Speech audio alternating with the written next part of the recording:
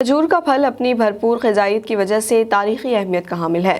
بین الاقوامی منڈیوں میں اس کی مانگ میں روز بروز اضافہ ہو رہا ہے۔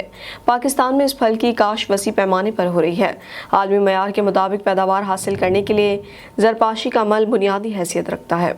کھجوروں کا باغ ہے، اس کی جو ہے نا زرپاشی کرنے ہیں تو کھجور جو ہے نا خس ہو جاتی ہے۔ اسے زرپاشی کرنے سے یہ خس نہیں ہوتی، یہ مال بھی صحیح اترتا ہے کھجور کا، اور وزن بھی بنتا ہے، ویٹ بھی بن جاتا ہے۔ خس نہیں ہوتی، خس ہو جائے تو پھر یہ ضائع ہو جاتی ہے، بکریوں والوں کو کھلانا پڑتا ہے، وہ آدمی نہیں کھا سکتا۔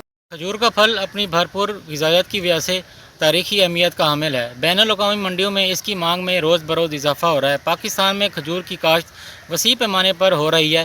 عالمی معیار کے مطابق پیداوار حاصل کرنے کے لیے کھجور کی زرپاشی کا عمل بنیادی حیثیت رکھتا ہے۔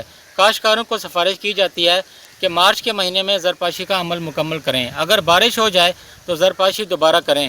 سیپیاں نکلنے کے دوران آپاشی سے گریز کریں۔